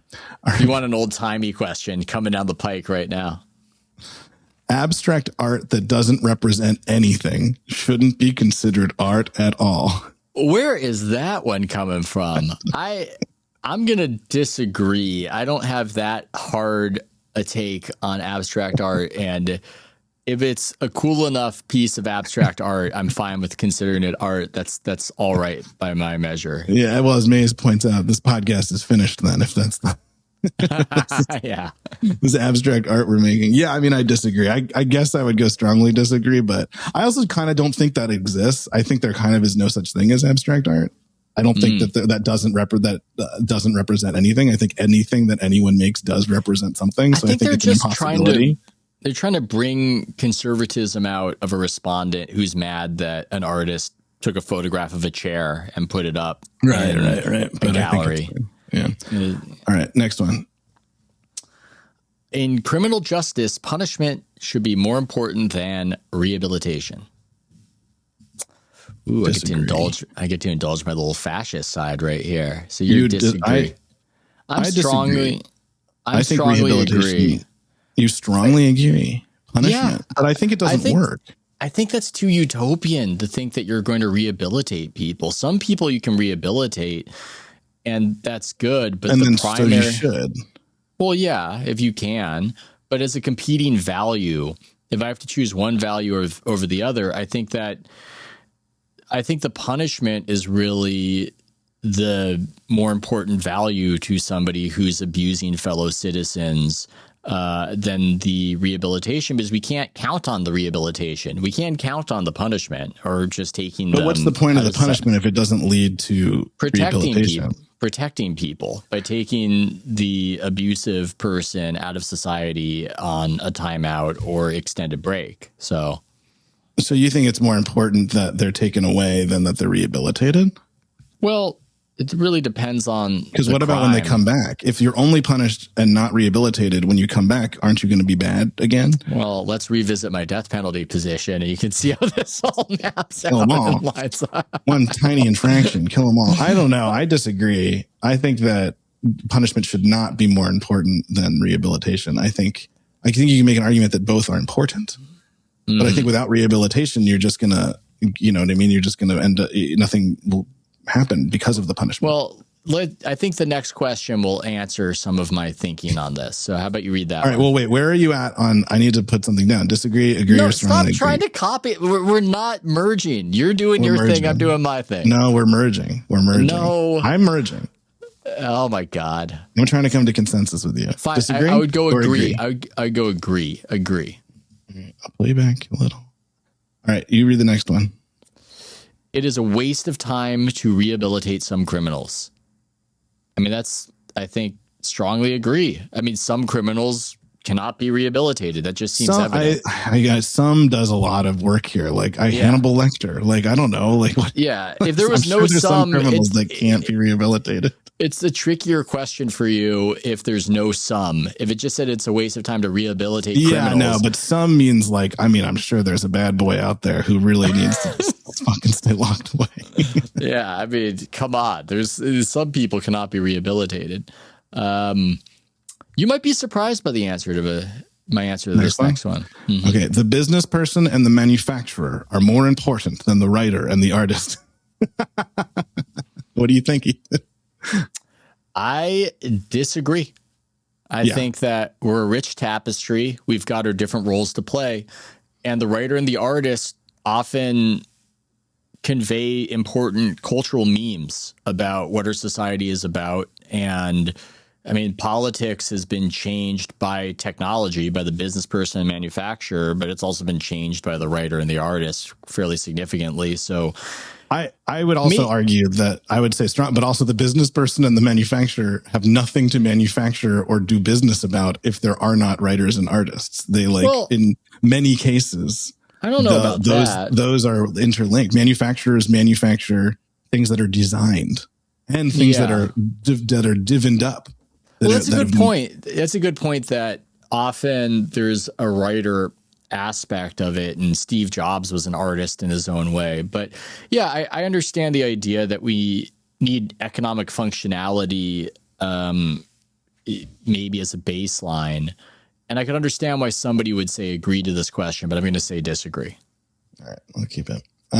Mothers may have career. Oh, you should read this one. Mothers may have careers, but their first duty is to be homemakers. Tricky question in its phrasing, because if you said to me that their first duty is to be a mom, then I would say, yes, your children are more important than your job in most cases, unless your job is, I don't know, president or, running something of significant scale and importance. But I think that, but homemaker, that's a different job in theory. That's like a housewife synonym. So that screws me up on this question, Matt.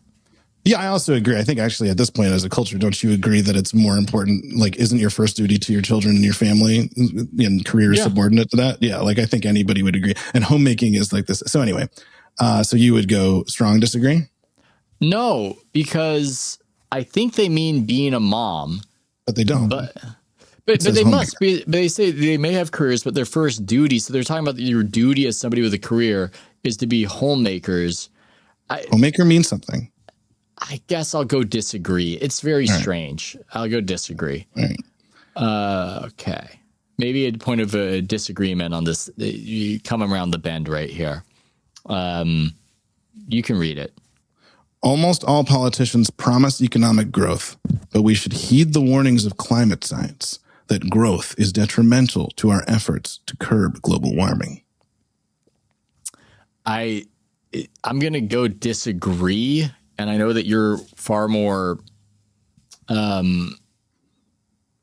you're far more invested on the climate aspect of this, and I'll plead ignorance on it because I don't understand what the warnings are or how they can be curbed. But I mean, I don't know. It's like we should all heed what does that mean? Heed the warnings, and that growth is detrimental, and that growth is detrimental. I mean, it sort of depends, like what kind of growth, like growth itself, because we have population. Yeah, I mean, this is like an old way of thinking. And I think that growth, you know what I mean? I think at this point, we're also, even the environmental movement has moved off of like this idea that growth bad, because then housing prices up, and like also you can grow in a way that is not as detrimental. But I think that the main point here is someone that I agree with, which is that we should heed the warnings of climate science, that certain types of growth, is detrimental, and global warming will ultimately, the thing is, even for you, person who's on the first side of this question, global warming will ultimately destroy economic growth. I think what's hard for me is just how much I love oil. This is all so crazy. We don't it is crazy to me. Someone who knows the facts about like solar panel manufacturing, that we're having a war about oil at all. Like solar panels are now the cheapest form of energy, and we should just be going fucking full on for solar panels. And the fact that we're like doing, ratcheting up tensions and leading towards nuclear war because of oil and old tech. Woke Matt. We got to move this along. Agree. I was going to do a digression about how much I love liquid gas. Hey, the tar pits here liquid natural gas. Spectacular. I was, but we're gonna move it along. I said disagree. I said disagree with heeding the warnings. Can I get you to agree? Can I get you to agree? Don't you think we should? I don't like this anti-growth thing. I don't like. I'm going disagree. It's one thing to listen to the scientists. It's another to accept a narrative that growth is detrimental. I don't like that. But isn't it? Making peace with the establishment, talk about old-timey coded. Making peace with the establishment is an important aspect of maturity. I'm going to disagree. I feel like you would go disagree. Yeah, I disagree. All right. We'll move it 5 of 6. Okay, we're nearly there. We're nearly there. Okay. This one will be easy. Astrology accurately explains many things. Strongly agree. It explains that the people, I would say it explains everything about the people who believe in it. Yeah, I was about to say, bro, I didn't know you were a chick, bro. Okay. So strongly disagree. Yeah. Some of these are easier. We're getting into the easier section. You cannot be moral without being religious. I would strongly disagree. I think you can be moral without being religious. Yeah, of course, yeah. This one, a little bit weirder. Charity is better than Social Security as a means of helping the genuinely disadvantaged. I mean, I think Social Security might be a problematic system, but it gives a lot more money to people than what they get from charities. So I would have to disagree. Disagree or strongly disagree? I'm going to go disagree. All right. I won't move you off that. There's no point in. Some people are naturally unlucky. I mean, how could that not? Of course, some people are naturally unlucky. I mean, it's just clear. Really? Yeah. Some people are born without. You don't think that's superstitious? You think it's true? No, you're looking at it like a mush at the racetrack. I'm talking about you're born without arms and legs, like that guy who just got indicted. Oh, wow. Oh, I didn't think about it like that. I thought it was just like, oh man, that guy's got terrible luck and they always have bad luck. I mean, that's naturally unlucky, right? All right, there. so you're going to agree or disagree? Some people, Lou Gehrig, I would say, even though he said that he considered himself the luckiest man, I would consider him unlucky. Naturally unlucky. Naturally, are you going to agree or strongly agree? Strongly agree.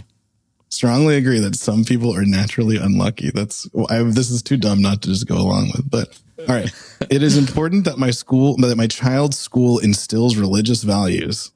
It would be funny if I was strongly agree and I sent my kid to public school and I'm just demanding that of them. Come on, what the hell? Strongly disagree?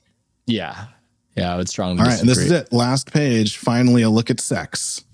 Oh, good old sex. Okay, sex outside. You read it. You read it. Sex outside marriage is usually immoral.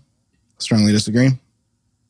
Oh, see, I read that one different the first time because I looked at it and I went, okay, my first impulse was they're talking about cheating. And that's pretty immoral. But then I thought, wait, no. They're talking about wedlock. That is not what they're talking about. Yeah. They're talking about premarital sex. That's really funny. Yeah, they're talking about premarital sex.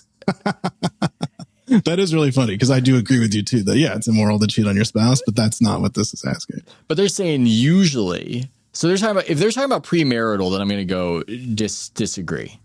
Maybe it's not optimal that it's happening to the degree that it happens. Well, I don't know. Is that even true? Get out of here. Come on. Strongly disagree already. Strongly disagree. Fine. Yeah, I'll live out on this question with you. Yeah, have sex already. I'll live out on this question. All right. The same-sex couple in a stable. So these also date this. Test, I think, quite a bit. Oh, no, this one's coming back. This one's coming back. A same-sex couple in a stable, loving relationship should not be excluded from the possibility of child adoption. Strongly agree. I'm just tracking the double negatives and negatives. I would go agree. If you fulfill all those requirements, strongly agree. I'll go strong. I'll live out on this question as well. If you fulfill the requirements, though, I do think that there is something.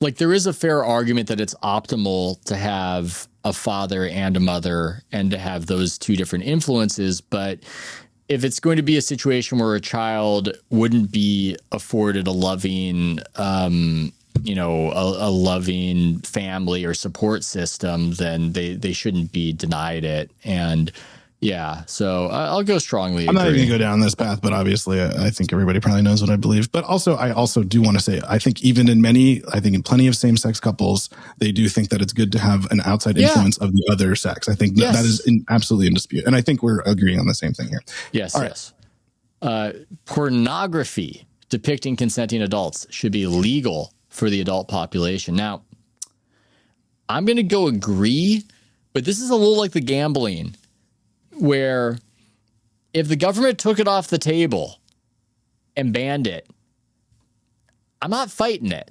I don't think they should, but I can't see myself.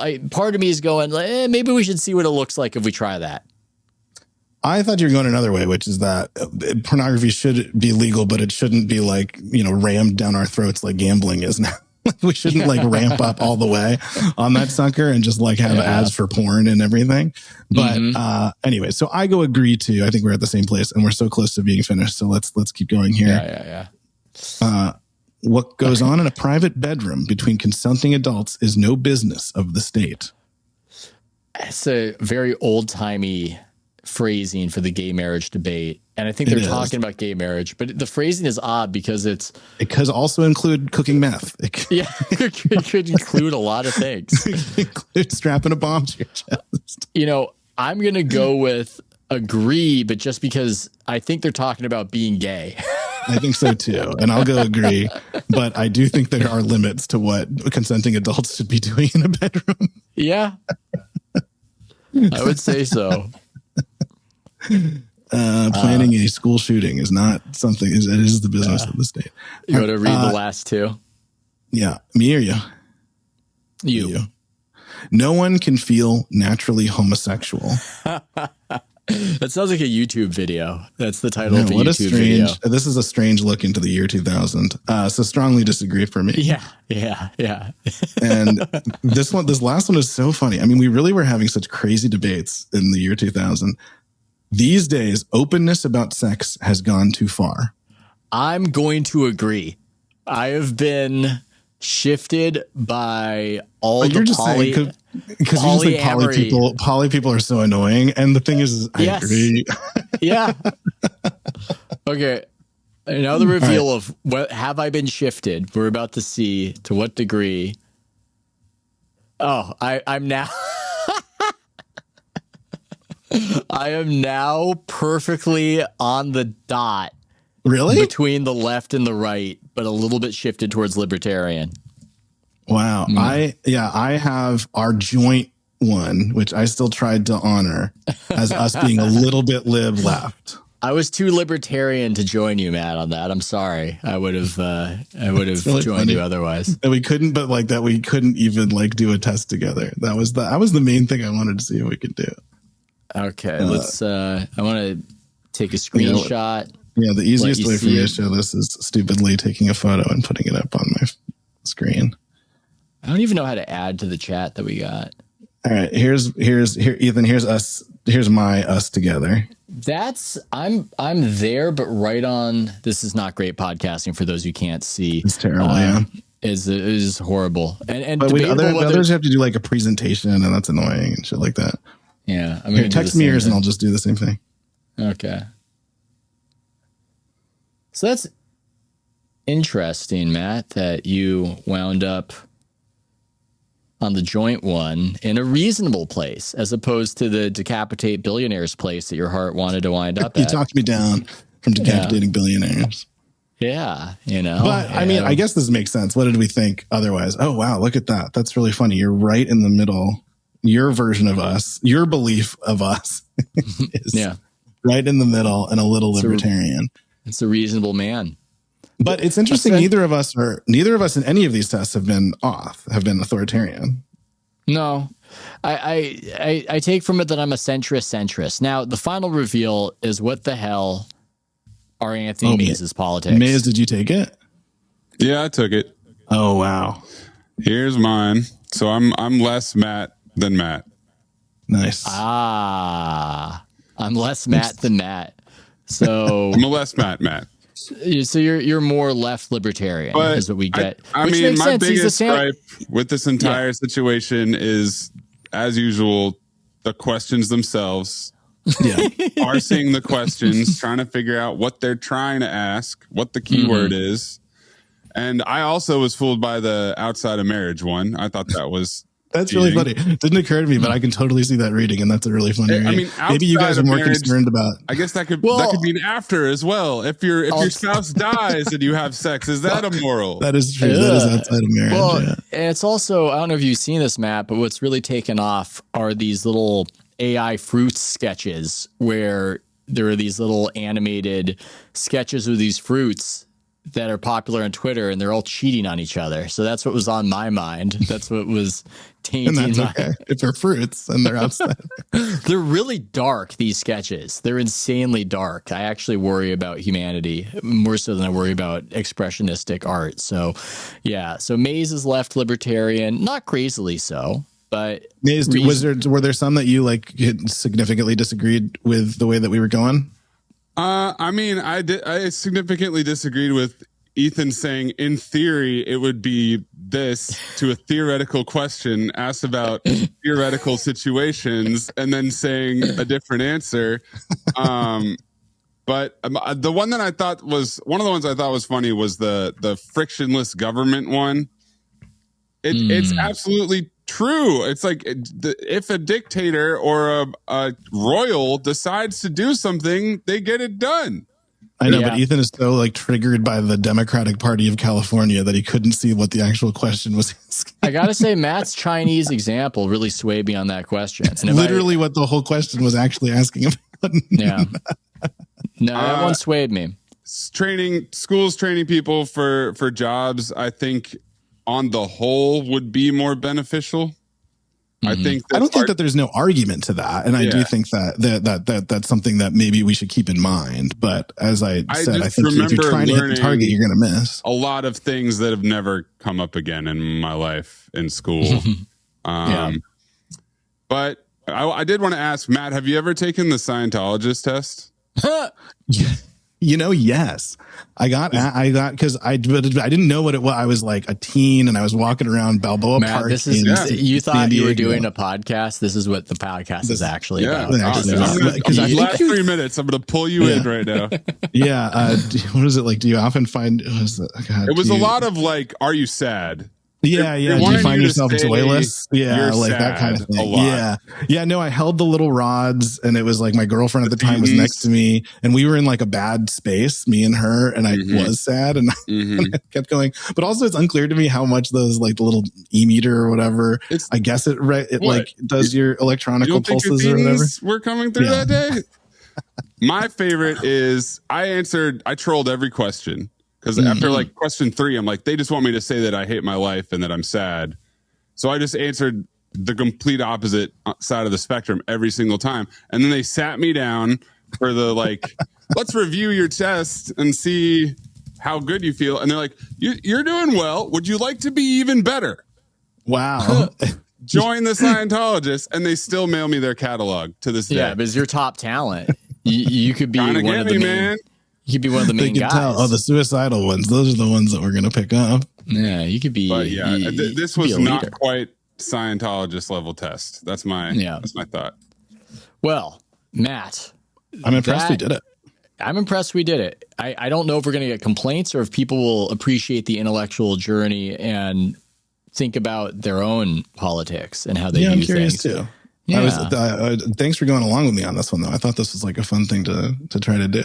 It was a good experiment. It's content. It's one of the reasons why I can't be, again, so critical of anybody who does expressionistic art. This is my version of that. And I like doing it just because I get a lot of questions on where I'm at and how I think. Something that, because I'm more of the Andreessen thought process, I don't think about at all, Matt. I just do. All these people with their little schemes. It's so funny that he said that he said he doesn't think about anything. What a dumb thing to say. I mean, because it's just he's lying to himself for some reason. I guess he just wanted to seem cool or something. I don't know, whatever. I mean, I understand he was just trying to do a provocative take. He was just podcasting, and he learned in school that the best way to podcast is to have provocative takes, and that's true. I could see where he was coming from, but I think it was phrased in a provocative manner. Okay, well, I now need to pee, as I'm sure you do as well. No, this is great. This is a big one. This is our longest podcast ever, but we did it. We did do it. Okay, anything to promote on the outro? Nah, I don't know. Whatever. Just have a good time out there, everybody. Spanking your child. Make sure you spank your kids. Discipline is the most important thing for them to learn. Discipline is the most important thing. I am curious what the listeners found about this, and I'm also curious for your listeners to take the test. It's politicalcompass.org. Okay. All right. Thanks, Matt.